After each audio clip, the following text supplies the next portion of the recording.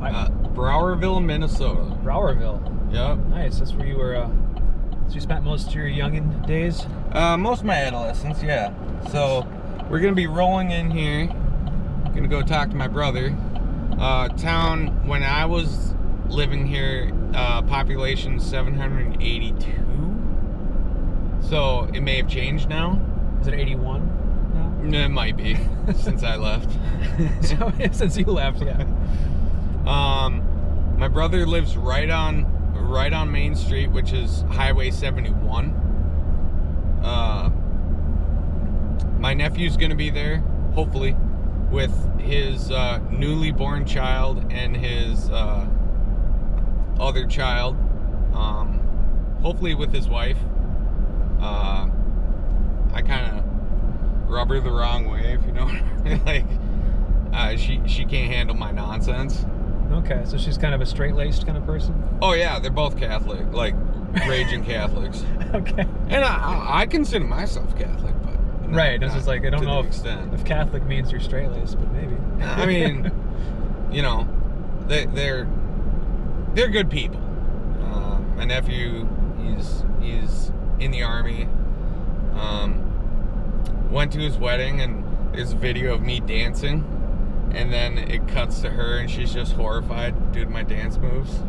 She's just mortified. Oh yeah, like, oh, that's the church? Nice. It's a big, beautiful church. That's the church that we're gonna have to get some drone footage of. Yeah, absolutely. And then, no stoplights in this town. Yeah, because population doesn't really call for it. Yeah, which kind of sucks because they parked right there. Wonder if that's PJ. Alright. This is one of two bars here. Gotcha. Browerville Liquor. Yep. And then you got Konetsko's Meat Market. Great meats. Yeah, this whole city's like 15 blocks. Huh. The one and only gas station. So you can literally walk it, anywhere. Oh yeah, within like 10 minutes you're on the other side of town. And we are rolling up to PJ's house right now. He's right here. Right on. All right. Well, we are all set, sir. I don't know how I did it, but it worked. Did we get it? Yeah, I got Where's the photo? Where's the What photo? you know what that photo is?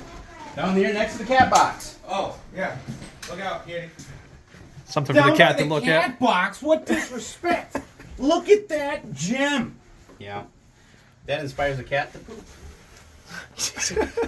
Yeah, okay, PJ.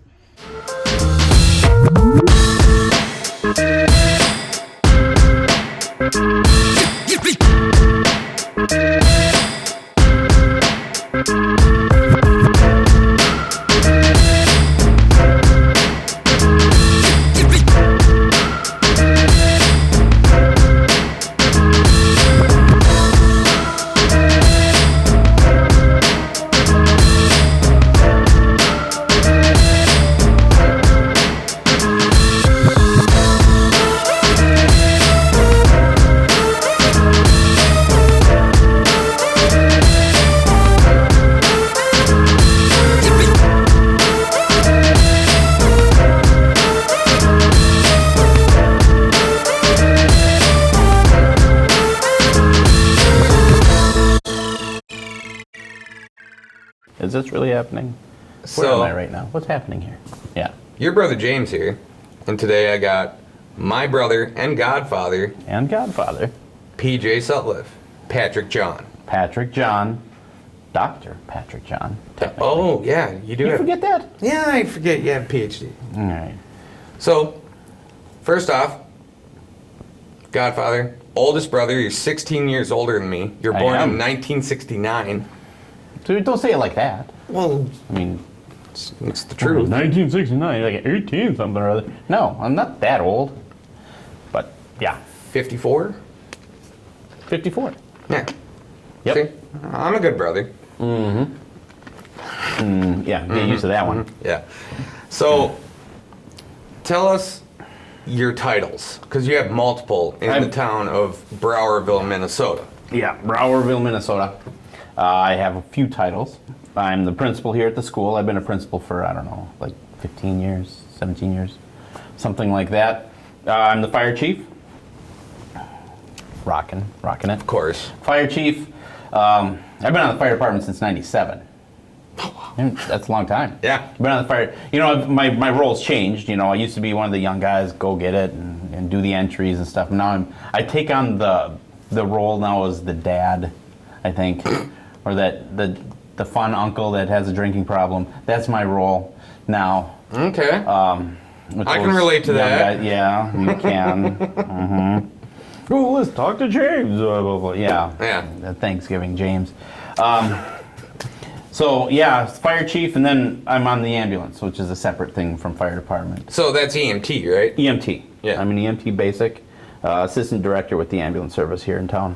So with all these roles, you probably have quite a few good stories, or not necessarily good stories, Well, but I got stories. interesting stories. I got stories. I got interesting stories. I got funny ones, you know, and like silly ones. Who's the most famous student? Most famous. Former student. Most famous former student? I don't know if we have any famous former students. Well, you're about to have one. Yeah. Yeah. So, yeah, famous former students. You know, I can't think of any. That's a good question. Yeah. You know, we had the Tom Brady, you know, Browerville, the Tom Brady connection. Oh, that's right. Remember? Was the it like Johnsons. 2 years ago. Was it 2 years ago? Tom Brady, and I think he was with Tampa Bay, wins the division championship. They're going to the Super Bowl. They come down with a microphone and on the field and say, "Hey, Tom Brady, are you looking forward to playing in Minnesota?" You know, kind of alluding to the fact that he doesn't even know where the place is. He goes, "You know, I went to Minnesota a lot when I was a kid because my mom graduated from this tiny little town in Minnesota called Browerville." And as soon as he opens his mouth and says those words, like every sportscaster in the nation was Googling where in the F is Browerville. And, you know, that they won that game, and then it was a week or 2 weeks, and all the media would show up like 4 days before the Super Bowl.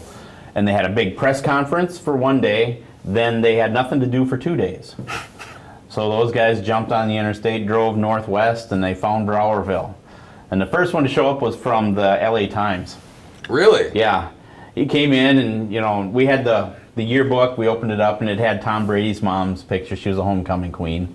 And it had the big picture. And it does, I mean, I said, it looks like you take that tiara off of there, it's Tom Brady's eyes and his nose. I mean, he looks just like his mom. You know, and the dress doesn't help. Oh, it's zing. Anyway, you know, so we had like the New York Times came in. The LA Times guy, he was kind of funny because this was the middle of the winter and he's driving up. He goes, "I was driving on the interstate, like just past St. Cloud." He goes, "I think there was a lake. I don't know, but there's all these little like shacks out there or something, little huts. You can think he called them huts." I said, "Well, yeah, they're ice fishing." He had no idea. I was like, "What? I mean, really? You do that?" I said, "Well, yeah. You walk all the way out there?" I said, "No, you drive out there." So, well, when I was still living here in my adolescence. Your adolescence, yes, yeah. And you were my teacher. You were my American government teacher, yes. Yep. And you did an okay job, with the exception I was putting out B+ material, and I was consistently getting C minuses. Because the check bounced. Ma didn't pay me enough.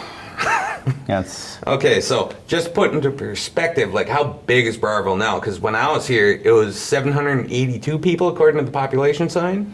Yep. I think we're actually getting a little bigger. Really? Yeah, we're about 820. 820. Yeah. 820 people, huh? Every house here is being bought. Oh, I wanted to bring up this story about when you first started volunteering for the fire department. It was your job to go out to houses and give free carbon monoxide detectors? No, it was not even that. It wasn't even nice. It was like little magnets, you know, where you'd put your fire number on it. So if you called 911, they'd say, you know, what's your fire number? Yeah. So we'd go out there, and part of it was because we didn't have GPS back then. We had to know where we were going. So we would go out and drive out in the country and just kind of get familiar with roads, and you know, we'd pay attention to things like, can a truck fit down this driveway, that sort of thing. And we get to the one house, And, knock on the door. Hey, we're the local fire department, and, we have these little magnets, and we're just out visiting people. And we get to that one door, and I'm met at the door with a 45. He's smiling. I said, we're with the fire department. Oh, yeah, I'm sorry. You can't be too safe. Yeah, here's your magnet. We just jumped in the truck, started driving away. I threw the magnets out the ditch, and we're just going home. We went home. We had a couple of beers like that. So I'm done. Yeah. Just wash my hands. Out, man. I'm out. So, you were talking about. You told me when we went out to dinner, because oftentimes you come down to the cities for conferences. I'm known for conferences, and we have dinner with James. Yeah. So one time we were gonna go to a certain burger joint that was packed. It was like a 45-minute wait. Yeah. So we went to a different place, and this is in Maple Grove. No, this one was. It was by. Can we say it? Matt's Bar. Oh no! I'm talking when we went. Oh, to Pittsburgh. Blue. Oh yes, Pittsburgh Blue. So we sit down, and while we're waiting for our table, you make mention. You're like, James. Rumor has it around Browerville that you swing the other way. And I was like, no, PJ. Again, I'm into women. You're like, all right, I'll stop spreading the rumors then. Yeah, I'm hilarious like that. Yeah. Well, then it doesn't help that we're sitting in the booth. We got our food, and this beautiful server walks behind you. I was like, yo, PJ, you want to see what I'm into? Right behind you. And your lethargic ways, you're just like, and by the time you turn around, she's gone, and there's this big, balding, fat guy, and you're like, I'm like, no, she's someone else. The guy with the beard, because, Yeah. And that happened like 4 times. Yep. The guy with the beard is like, you're out kicking your coverage a little bit there, big guy. He looks like he's got some class. But we also tried to go to Matt's Bar. We tried to go to Matt's Bar. That place was packed. And it's not very big. It's very small. So we went, I don't know, a few blocks northbound. to the east. Went to northbound where, I have friends that work there. And my shop's like 4 blocks away from there. Yeah. And we had, I had like stuffing squished in it was a waffle press. Yeah, it was the open-faced turkey sandwich. So it's smoked turkey with mashed potatoes and gravy on top, and a waffle made of stuffing on the bottom. Yep, served and and then some cranberries on the side. Yeah, it was pretty good. It was pretty tasty. It's pretty good.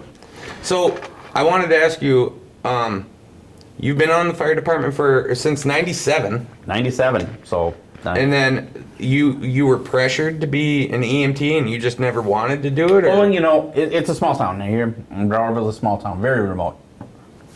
And, like down in Minneapolis, if you call 911, you can assume there's somebody, their job is to drive the ambulance over to your house and pick you up or whatever. Sure.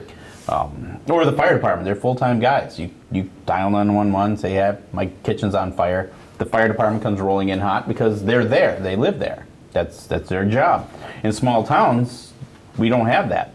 So if you have the ability, you have to step up and do the work. So that's why I was on the fire department. That and red lights and sirens, it's kind of a macho, testosterone thing. It's kind of fun. Sure. An adrenaline rush. But for the ambulance, and they kept asking, because we need young, capable people to be on the ambulance service. Yeah. And our director then, Tom, he kept saying, you got to join the ambulance. But dead people and sick people freaked me out. I couldn't do it. Couldn't touch them. It just, it was terrible. I couldn't do it. Yeah. And I just kept telling them, I'm just not comfortable with dead people and spirits and shenanigans like that. But then when Derek died. Yeah. When Derek died, in the coffin, there at the visitation, he was laying there. It was just a pretty devastating time for the whole family. Absolutely. And I remember I reached in and I touched his arm, and it was like it wasn't him. This is just his vehicle. Yeah. It's his case. But he's gone. And as soon as I touched his arm, it all changed. And I got after the funeral, and it was like Christmas, or the day, it was Christmas Eve. So it was a couple days after Christmas. We had the visitation, the funeral. And that grieving process and processing it. When I came back to school and came back to, try to start life over again. Right. I remember I called Tom, and I said, hey, Tom, I can do it now. And so you're like, that desensitized you, or? I don't know what it was. Something different. But, and part of it was also that, it was Christmas Eve. Derek died. He collapsed at like 11:33. 33. Yeah. 11:33 in the morning. He collapsed. And, 24-year-old male, unresponsive. We had law enforcement coming in.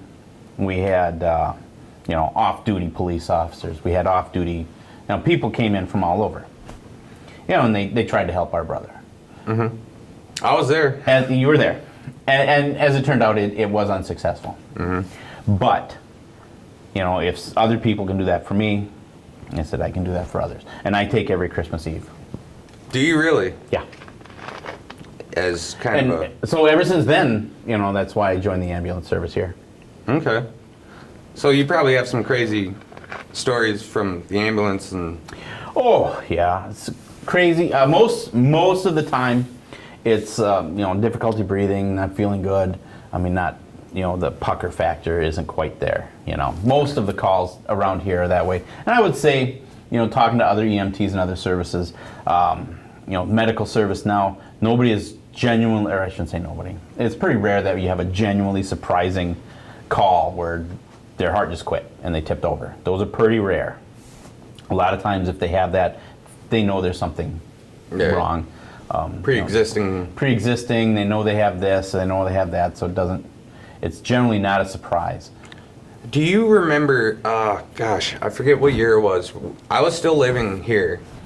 And I must have been like 14 or something. The house just by Mom and Dad's house, our house, that house was engulfed in flames.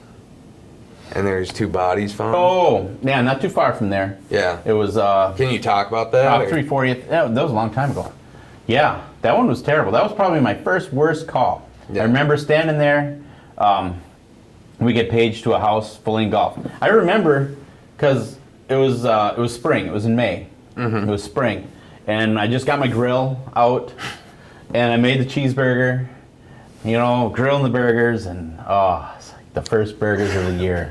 Yeah. And I sit down, and the fries and the burger. I'm like, and the pager goes off. I'm like, I didn't even take a bite. And but that's part of the fire, being on all the time. It happens like that. I didn't even take my bite, and I was like, well, I gotta go. So I jumped in the car, and we drove, and we get out there, and the house is fully engulfed. Me and another guy did initial entry because I was young, and that's what I did. And we come across a person laying there, and then we back out and said, there's a dead body. But we go in and did that entry, and the house is kind of weird. It had a lot of weird stuff to it. So we go in and we find the body, and as we're in there finding the body, somebody's out looking, and there's like an envelope duct taped to a garage, kind of 50 yards away. Yeah. So they go over there and get this envelope, and this is all happening like all at the same time. At the same time, I don't hear it, but afterwards we kind of recreate the scene. Dispatch is getting a phone call from 911 from somebody online who read an email that they just got that said, I'm going to be doing this.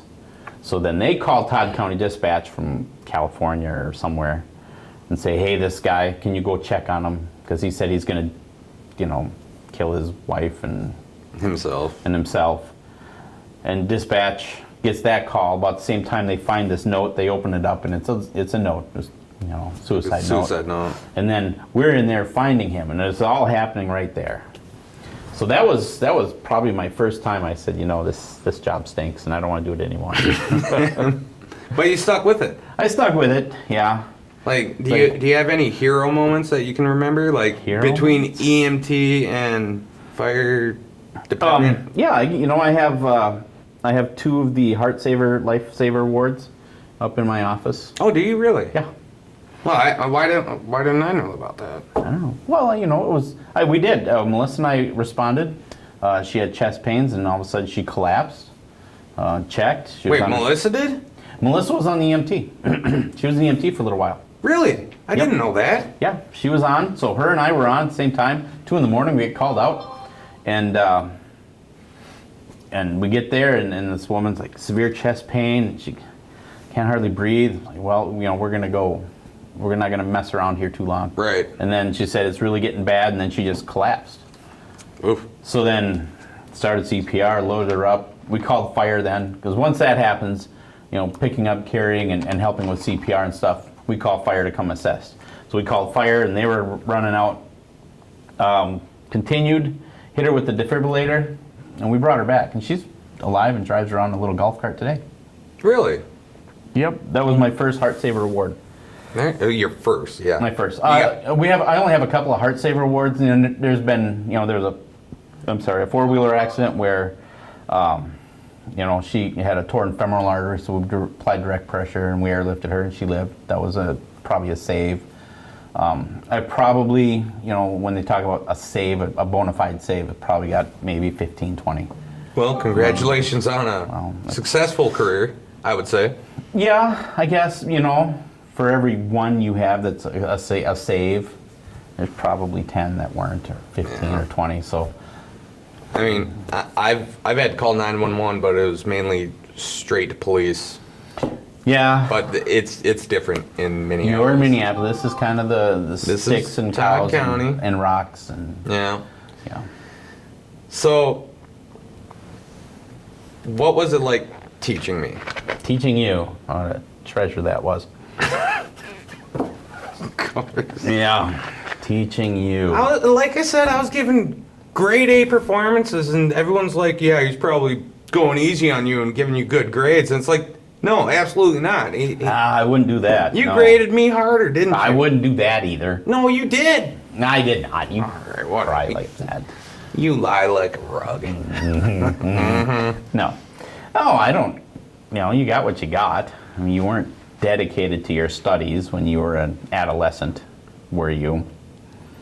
This is true. No, you weren't. You weren't dedicated to your studies. You dedicated to being a screwball most of the time. I remember one day students started coming up to me and they're like, "Yeah, your brother brought you up in class." I was like, "What'd he say?" He's like, "You guys may know my brother, and he walks around with 2 different colored Converse and a green shirt and orange pants, and he walks around and like purposely tries to stand out." Do you remember saying that? I don't remember that. Sounds like I'm talking about Fuzz. He wore 2 different colored shoes. Oh, I made it cool though. Yeah. Fuzz is also our brother. Yeah. He's our brother too. He's not in gonna between us. He's not gonna make the podcast though. No? He's pretty plain. He is kind of plain. But yeah, you demanded a lot of attention. I tell that to kids. Like if I'm in class and you know they're kind of being rambunctious, I'll get their attention. Say, listen, kids, here's the deal. I'm the oldest, so for about 1.5 years, I was the cutest thing in the world. And then along come another one. So suddenly PJ's put aside, and then we have this other new baby. And that happened 6 times. I said, so today I have therapeutic, clinical level attention needs. So you all need to pay attention to me. Then usually that little story, they stop and they listen enough, and they're like, oh, that looks kind of funny. I mean, So- you're not the funniest, but, you know. Because I'm the youngest of 7, you're the oldest of 7. Mm-hmm. And like I always say, practice makes perfect. Mom and Dad got it right on the money at the end. So, yes, I mean, I always say I crave attention because, you know, what in the world is going on? My Yeah, phone? seriously. I'm going to silence this darn thing. Yeah, please do.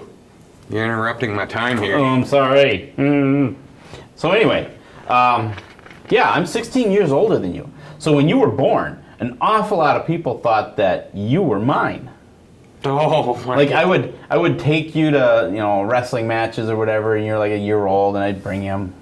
And actually, you know, when I was dating, there was hardly a time I'd go out on a date with a girl that I didn't have at least one kid in the back seat going with me. 'Cause they wanted to go see the movie too. In the old Aspen? No, in the Camaro. Oh, God. In the Camaro. I don't know how many times I'm like driving, could pull up to the house and pick up the girl, and there'd be 2 kids in the back. Oh, are we gonna stop at Dairy Queen too?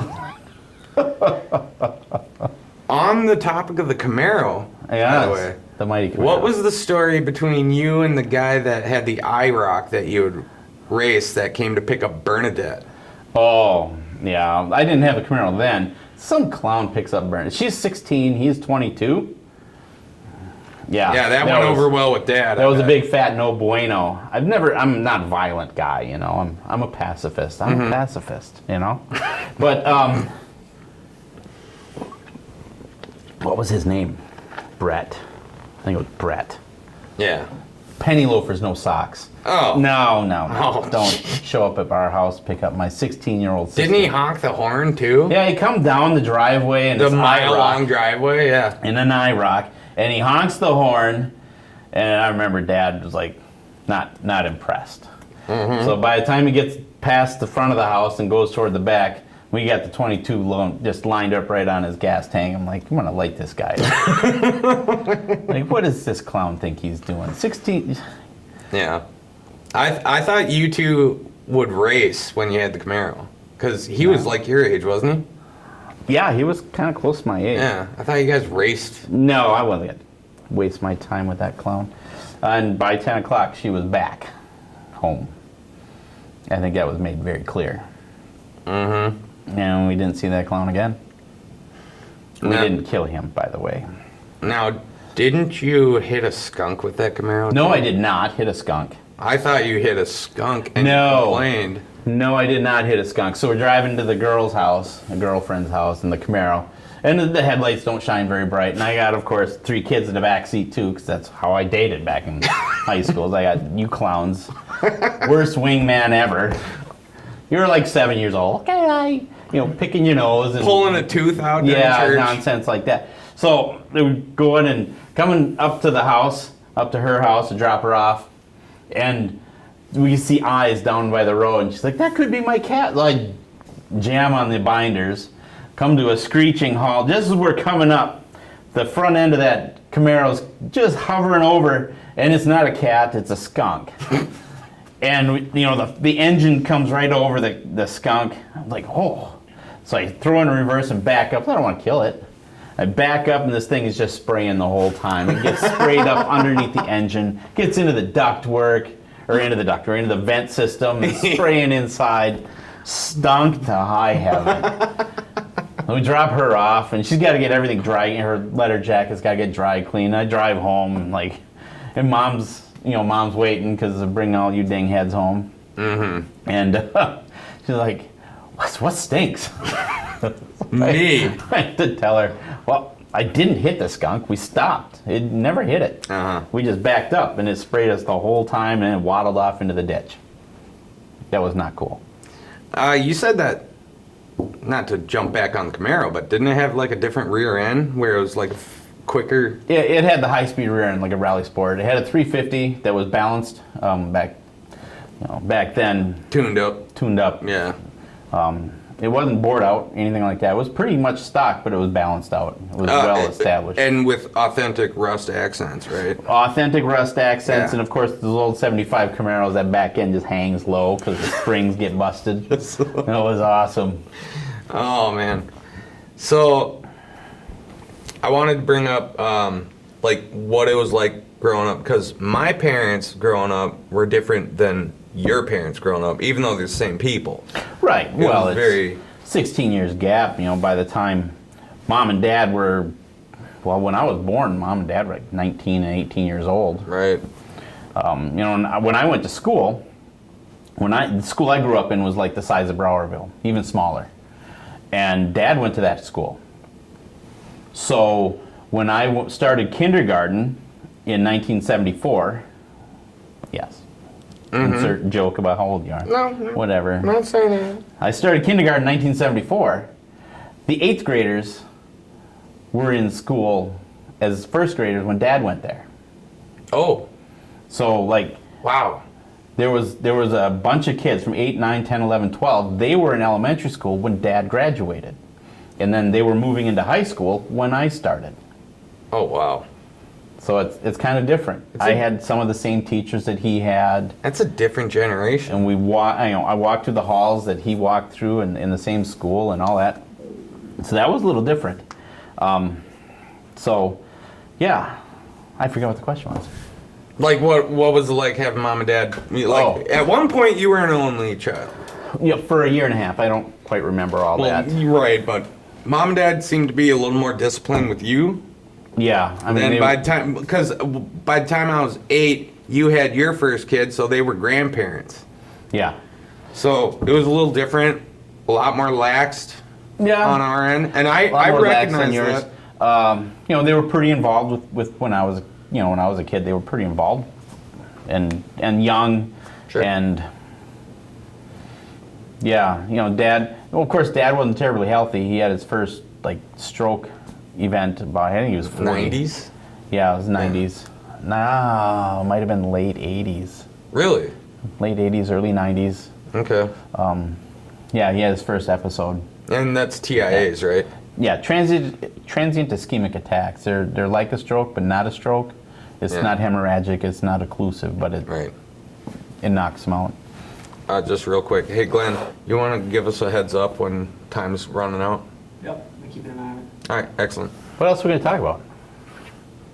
We can talk about when you pulled that stupid bass while we were sunny fishing, and you're like, any podunk lake in this state, I'll pull out a lunker. Because you caught like a 5-pound bass while we're sun fishing. In the middle, and that was just terrible fishing. No. That boat. Remember that boat? It's like a 14-foot little. And then we crammed like aluminum. five of us in there. We're just like, it's like almost gonna sink. The water just kind of up on the edge of that boat. We're out across Horseshoe Lake, just drifting along, dropping rubber and a big hook, and it's just, you know, we're like a cartoon with the worm just kind of hanging over the top of it. Yeah. I was also gonna bring up. So you have 3 kids. I have 3 kids. One's now married and has 2 kids. Has 2 kids. That makes me grandpa. Yeah. Yeah, you are a grandpa. I am a grandpa. You're born in 1969, grandpa. Thank you for that again. Yeah. So you're pretty proud of all your kids, because I think they're all achieving.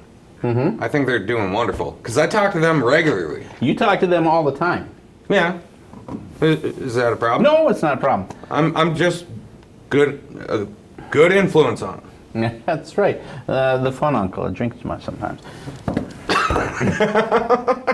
Thanks for pointing that out. Oh, you're welcome.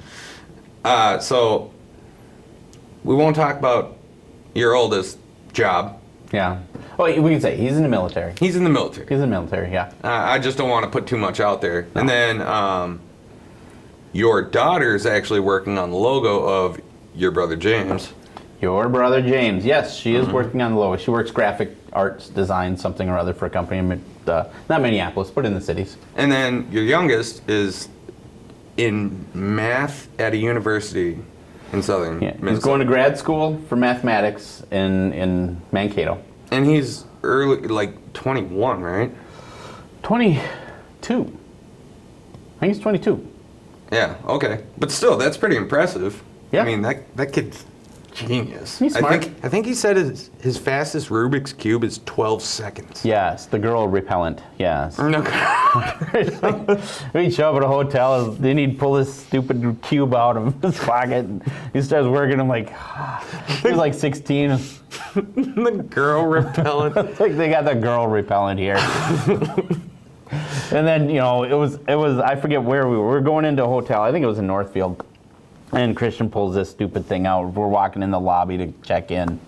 And he's working this like, Christian, you're never going to get a date with you carry that stupid thing around, you know? Yeah. And he's working it, and it's like, it's a girl repellent.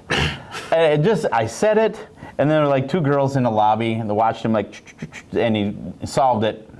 And then they come walk over. That's neat. Oh, God. Really? Show me how you do that. And he goes, well, mix it up for me. You know, just smarmy. Oh, of course. That was humbling. Humbling. Because I can work on one of those things for like 3 weeks and not figure it out. Yeah, I don't. Yeah, that's not my thing. He's got 20-some seconds. He's pretty good at it. Yeah, and I get to talk to him. What's funny is your two sons sometimes call me for advice. Yeah. Okay. And I give them good advice. Mm-hmm. Not advice I'd follow, just the best way to go about something. Mm-hmm. Mm-hmm. You edit in this look of disappointment. Mm-hmm. Mm-hmm. So, your oldest wife was real impressed by my dancing skills at their wedding. Welcome we're to gonna the have to family. Yeah, like, we're gonna have to put that footage in for the podcast later. I think she still looks at me like. Well, yeah, just this afternoon when we were stopped at the house there, you mentioned, remember that video of the dance? she was not happy to be reminded of that. No. But the superior dance skills, though. Right? Flawless. Right. Flawless dance moves. Yep. Triumphant. Yeah. What I would say. I believe I called that move the wobbly. Yeah. Come sliding in hot with the hand and Oh, yeah. It was a thing of beauty. So, it's PJ, Yeah. Jolene, Bernadette, Fuzz, Ben, Derek, then myself. And then James. The perfect one. Mm-hmm. Yep. So, did you ever have a discussion with either... Mom about birth control? Yeah. No. Right around 1978. No. You gotta quit this nonsense. No. No, I never talked to Mom about anything like that.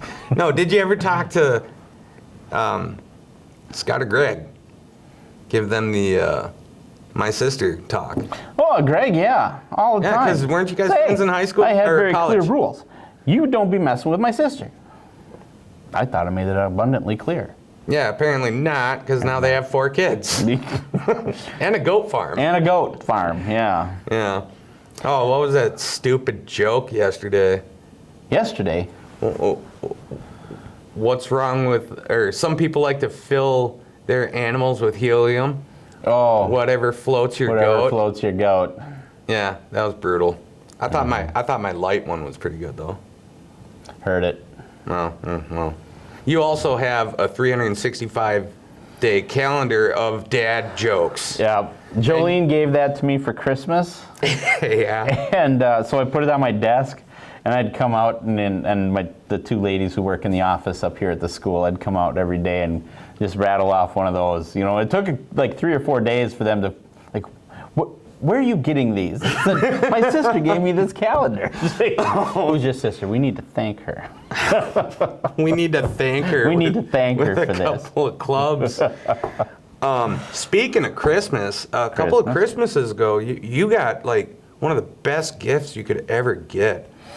Yes. Yeah, it was. Yeah, you. I believe you said something like, "You need to class up our decor." Oh yeah, and Melissa really. And Melissa, you said that, and she like leans over. Seriously, what's wrong with my decorations? But nothing. Then, he's just being dumb. Yeah, but then so. No, seriously. Do you think he thinks we don't decorate? Like, no, it's not. You quit it. It's fine. I did pick out the most gaudy frame for you guys, like the gold, wedding photo frame the for foil, and just for everyone to know, I had a big old mustache and I went to the Mall of America to go get some Christmas gifts, and I spent good money on this. Mm-hmm. I went to the old timey photo shop, and they had me sign a waiver because they put me in the front window, wanted dead or alive for $10,000. Mm-hmm. And I had them framed. Mall of America, that's kind of dangerous, actually. Oh, yeah. I wanted to go there with a newspaper, like nonchalantly read the newspaper right in front of it with the same mustache. But I gave all you guys different pictures with different frames that would fit your house. Mm-hmm. With the exception of you. I just went with the most gold, gaudy ridiculousness. It's a thing of beauty, yes. Yeah, and it's got to be on prominent display. I brought this up on our first podcast. You made that very clear. Has to be prominently displayed. Because I could show up at any time. Home. I can show up at any time, and if it's and I caught Melissa trying to hide it that one time. Yep. Yeah. It was in the living room, but then we rearranged the living room a little bit. rearranged me out of the picture. Well, it's still in the house, and it's prominently displayed. By the litter box. Well, the cat needs some motivation to get his poops on.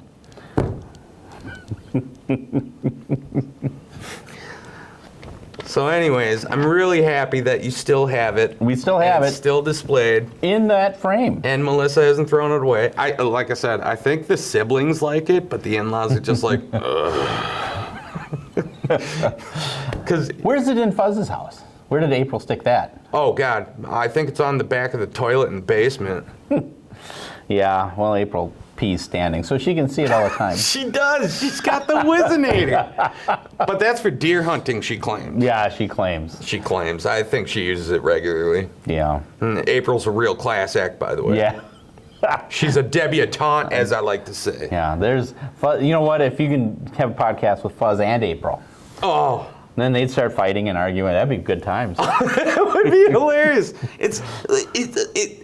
It ramps up my stress levels. Just hanging out with them. You don't like conflict. No, I don't like conflict. You don't like conflict. I rarely get into fights, but when I do, really, you're a run. bleeder and you cry. Yeah. Okay. No. I took like 6 months of jiu-jitsu, so I'm basically a pro. Right. Yeah. Mom, the boys are being mean to me or whatever. I do. The time we sent you down to Fuzz. Fuzz and Chris Opskar had their girlfriends over. I remember. They were downstairs watching a movie or something. I said, James, come here. You know that Chris doesn't think you can count to 100? And you're like, oh, I'll show him. You went on down there, and you started announcing them one at a time. I'm sure you skipped over the 30s, but still, it was very impressive. Oh, yeah, those girls came back, didn't they? One did. No, neither one did. They never really made it work. Opskar, that's a character in its own. At Fuzz's bachelor party, playing the paintball. Oh, yeah. No. And I was like, I could see it. I was in the back hiding, disguised as the ground. And good job. I could see you go up in front and kind of duck under. And then I saw Opskar walking up behind you, not really paying attention. He's looking, and he walks up he just gets right up behind you.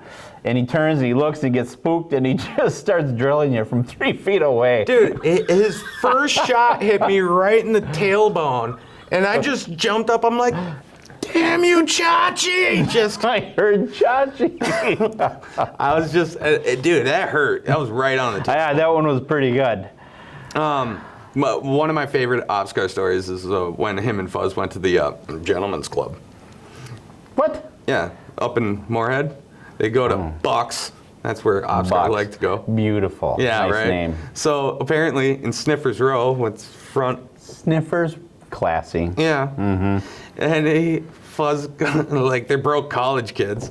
And Fuzz said, Chris goes up there and he's waiting in line because there's a guy in Sniffers Row just making it rain. And Chris has got $2 in his hand. And he's once the guy drops $140 in ones for the lady. Okay. All of a sudden he's Opskar goes and then he did the walk of shame back to Fuzz. But that's my favorite Opskar story. I've never been to one of those clubs. You haven't? You've never been to a... Never been. Oh. I'm not a fan of them. They had a lot of pattern, the hair and the body. I didn't need to go one of those places. The ladies were just panty dropping all the time. Uh-huh. Yeah. Yeah. Yeah. Wait till you start using some of my pickup lines. I think you like my favorite pickup line I took from Futurama. Which one? I don't... Excuse me, did you fall from heaven? Because you got nice cans. Yeah. Yeah. Ladies love that one. I know. You bring them over for Christmas and holidays all the time, the ladies. Yeah, usually different ones. I mean... Right. Whatever you can rent at the time. Yeah.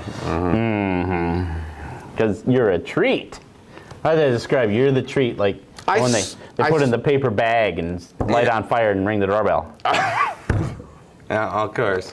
Yeah. Another poop joke by the... Another poop joke. Very, very sophisticated Mr. Sutliff, principal of Barville High School. Super classy. Super classy.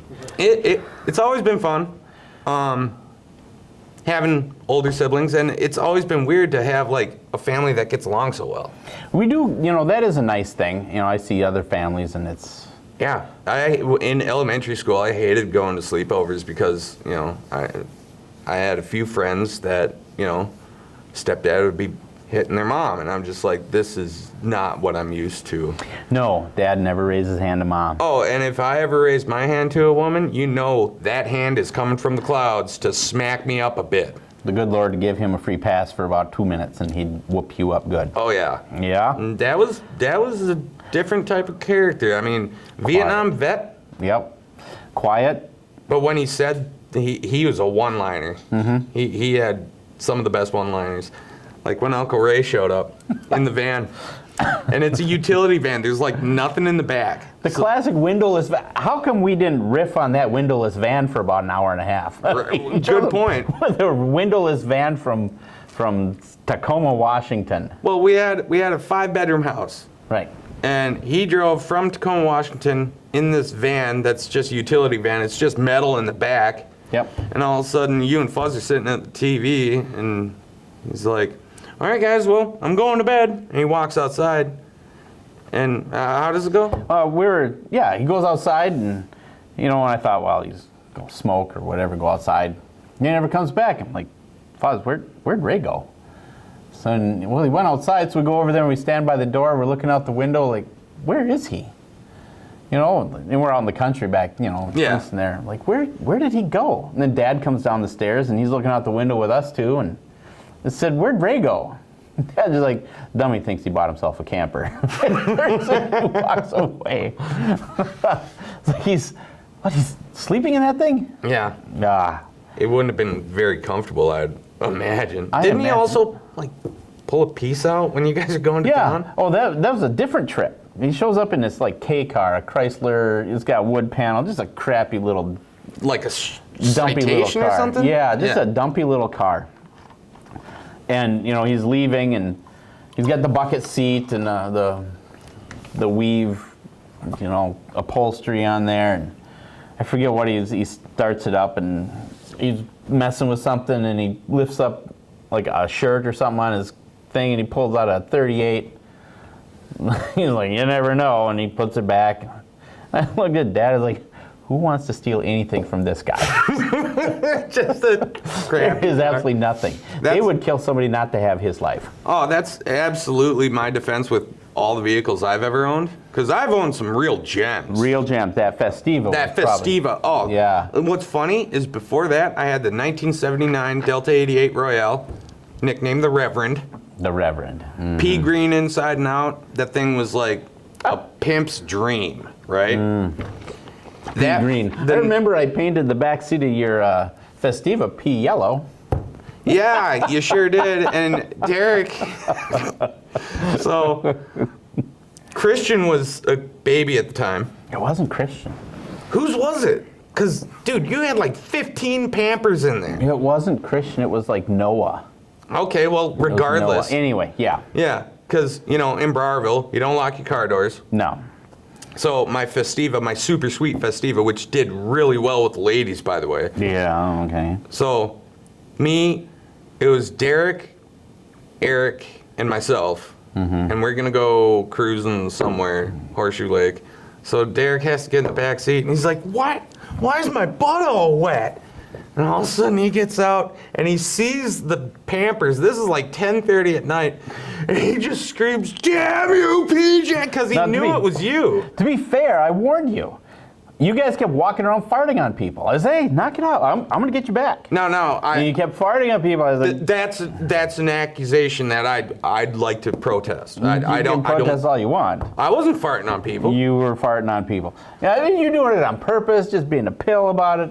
It's like, you know what? It's going to come back and haunt you. Mm-hmm. So it did. Mm-hmm. Actually, Derek. It haunted Derek, but that's my car. So Derek sat in a bunch of Pampers. Bunch of dirty Pampers, and it was all wet, and yeah, that was pretty glorious. Yeah, I'm sure you're real proud of yourself. I am actually proud of that one. Those are good. So, off subject. Oh. Okay. What's the biggest fish you caught? What? What's the biggest fish you've ever caught? Biggest fish I ever caught. 'Cause you're a fisherman. You fish. Well, right? I don't know. I fish. I'm not very good at it though. Well, Lake of the Woods. I go up to Lake of the Woods once in a while. I caught a 29, 27-inch walleye. Yeah, Lake of the Woods. That's was big. decent, Yeah, it was a really nice fish. That's probably my biggest fish, you know. But you can go to any podunk lake in Minnesota and pull out a lunker, right? No, I can, and I have. Mm-hmm. We're out there just fishing, you know, just getting out, and then I pull a fish out, and I think Derek was probably the most impressed. He's like, "Oh, look what you did!" I'm like, "Well, yeah." Wait, Derek, that brings up another story. The Blazer going to the dump. The Blazer. Yeah, you know, we didn't have garbage service in Browerville because it's a really small town. Sure. You had to collect up all your garbage and take it to the garbage place, the transfer station, just south of town. Sure. And Melissa loaded up. I was working, and Melissa loaded up all the garbage into this Chevy Blazer, and she said, "Well, you can take it to the transfer station." Well, I don't get home till after it closes. So come Saturday morning, I have to take it down to the transfer station. But it's August, it's hot, and all this garbage, Pampers and all that stuff in there has been baking in the sun in this Blazer all day long. And Derek and Mon, you guys come over, and I'm like, well, I got to go take these things over to the transfer station. So I said, hey, Derek, you want to go to the, and I didn't call it I called it the dump. Yeah. Not the transfer station, the dump. You know, he's picturing, you know, maybe recycling stuff and Sure, no. you know, old mannequins and old doll shoes and stuff like that here and there. And so he's like, well, sure, do some scrounging. I was like, all right, yeah. Let's do some scrounging. So I get in there, and the smell, the rank smell coming out of that. And I jump in, I put in, and I close the door, and then Derek comes around the other side, and he jumps in the passenger side, and he closes the door. And the look of terror in his eyes when he looked at me, like, is this real? And I slam her and drive and start going so he couldn't get out. Did he get dumpster juice? And then we're taking the garbage bags out, and there, I don't know what this yellow, it was like bright neon yellow, nuclear waste or something, and he gets some on his pants. He threw those away, by the way. Gets some on his pants, and he's throwing them on, and he looks, and he just, that was glorious. Oh, man. I just remember the Austin Pamper story. Oh. Me and Derek had the task of watching Austin. Mm-hmm. And Derek tells it like this. So we're sitting there, it's been like 2 hours, 3 hours, and all of a sudden Austin, we're like, do you smell something? And Austin stands from across their living room, and he stands up, and he knows something's wrong, like his Pamper's full or something. We're like, oh, crap. We got to change him. So then, Derek, I'm like, dude, I don't want to do that. And neither do I, but we got to do it, you know? So we go back and forth, and he's like, all right, James, this is what we're going to do. I'll take the Pamper off, and I'll put the new Pamper on. You got the easiest part. Wipe them. I'm like, easiest part, huh? So, and it stunk. So all of a sudden, Derek, as he explains it, lifted Austin's legs and his arms up like this.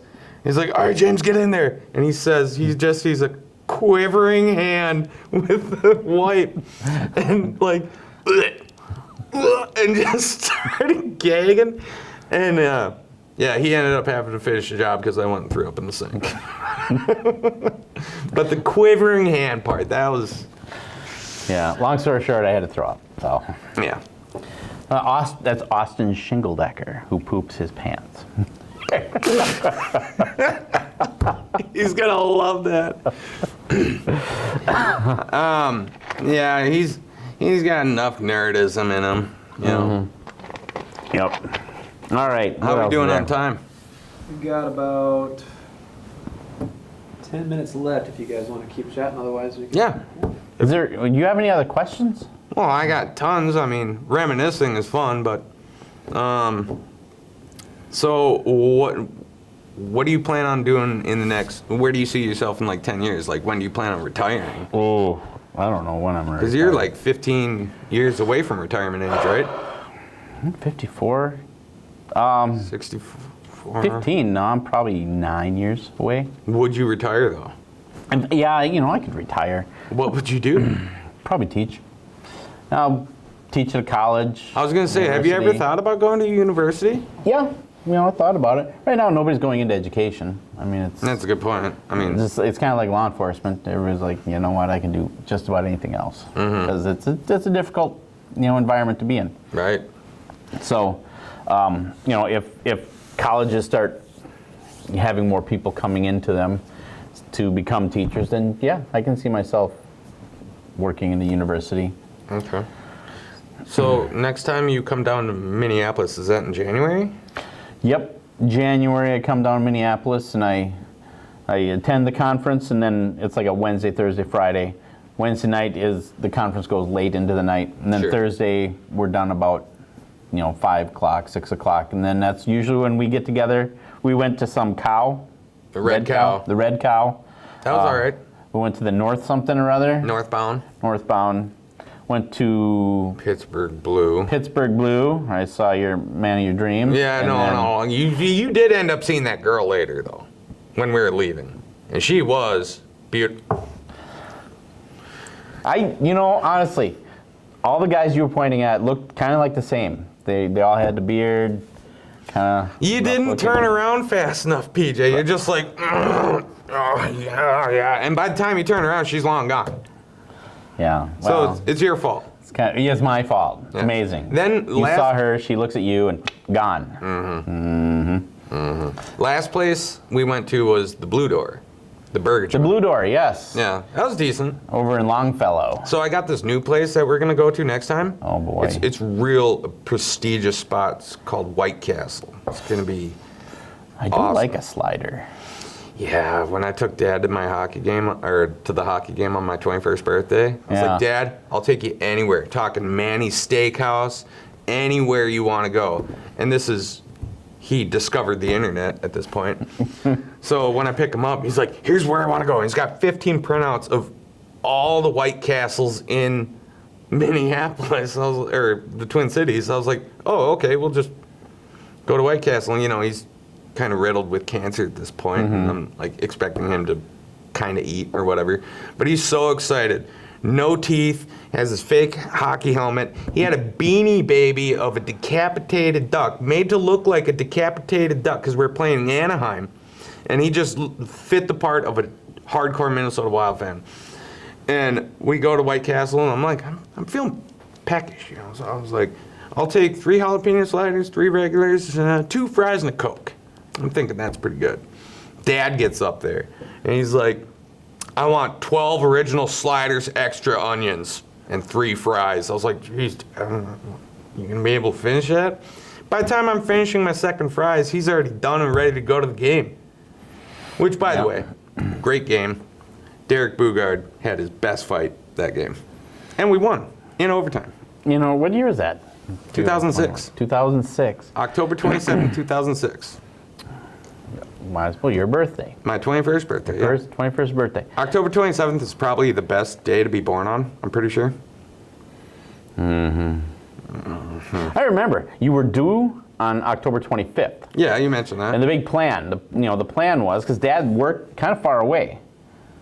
So I was, what was I? 1985. So I was a junior in high school, and we had the Camaro. And, Dad wasn't going to make it back in time to get Mom to the hospital. So the plan was, Mom was going to call the school and say to give them, or send me a message that says to call home. That was the key. And then once that, and back then it's before text messaging and phones or anything. So as soon as they come into my classroom with the blue note and they said my name, I would go to the nearest exit, run out to the parking lot, jump into Camaro, make some speed, get home, pick up Mom, take you to the hospital. Take Mom to the hospital, I guess. And then, she'd deliver baby there. That was the plan. I was pretty fired up about this. Like, I'm going to speed. I'm going to go very, very fast. Anybody pulls me, I'm like, hey, my mom's, she's having a baby. Come with me. Let's go. Yeah. You were born on, like at 5 in the morning, so Dad was home and Yeah. pretty much crushed my dreams there. I was born almost 24 hours after Marty McFly traveled to 1955. Pretty, Yeah.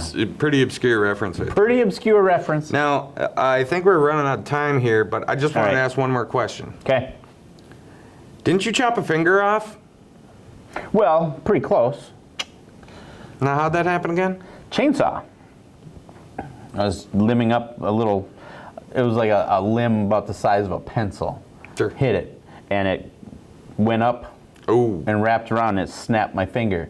And I remember I heard this noise, so I turned the chainsaw off, I set it down, I looked at my hand like this. And it was like, but I looked at it like this, and there was blood kind of spurting out. I'm like, oh, that ain't good. So I was looking around for the finger, you know, packet of ice and all that sort of thing, because I thought it was off, and then I looked and it's still bleeding. I was like, I better just get in there because I'm gonna lose some blood. So I, remember knocking the door and calling Melissa out, say, hey, Melissa, because I don't want to bleed all over the house. Right. So we need to go to the hospital. So we're on our way, and she grabs like a rag and kind of pack it like this, and we're on our way to the hospital. And I remember just outside of the emergency room, just as we're pulling in, I'm like, I don't know where that, where the finger is. And I turned my hand over, and I could see it sort of wrenched inside there, blood all over the place. Like, well, the finger's right there. And, with the ambulance, I know all these ER people, so they come in there, and the main doctor looks and goes, well, you're probably going to lose that finger. But the other, like an assistant, who I know pretty well, he looks at it and goes, yeah, you mind if we try something? Like, yeah, I don't, Do it, sure. yeah. By this time, they pumped me with some Dilaudid, and so I was, like, understanding Beatles tunes and Zeppelin tunes. Sure. So, he goes, let's try something. Because he looked and he said your tendons were still intact. Okay. So he used, I was numbed up, and he started plucking the bone fragments out that were still in there. Sure. And he says it's actually pretty clean, and the tendons are still intact, and he sewed her back together. And, Do you have feeling in it? this is kind of numb, but not too bad. Okay. And he said, he put it together, and he says, I think this will work. And then, so it stayed, but it stuck out like that. Yeah.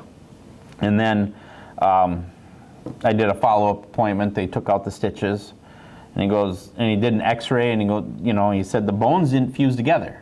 They're still separated. There's a knuckle there.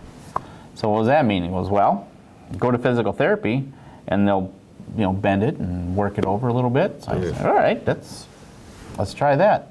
So I make my appointment with physical therapy. And it's just this cute little fresh out of college girl, Christian type girl. She wore a big cross, and she's just sweet. And she says, okay, we're going to just do this. And that sweet little face caused so much agony. And she's like, grabs it and warms it up, and like, okay, we're going to loosen this up and warm it up. And then she just grabs it and cracks it. Oh, God. Oh, we're going to do this. Hang on. Oh. Oh. I said and then she like cracked it tight and wrapped it up with tape and said you have to keep it like that for 24 hours. And I went there the next day, and she did that for like a week. Oh. Each day, right away in the morning, so I could come to work. I was just in agony. Oh. But after a couple weeks, I was able to flex it. And Nice. Yeah. All right. Well, PJ, I think this concludes Your Brother James. My brother James. Your Brother James. And, Brother James. That's like produced by G2 Perspectives, by the way. Oh, is that what That's that what is? the hat is. G2 Perspectives. Yep, my man Glenn over here. Glenn, making this all happen. Thank you so much, PJ. Yep. Love you, brother. Love you too. Yeah, it has.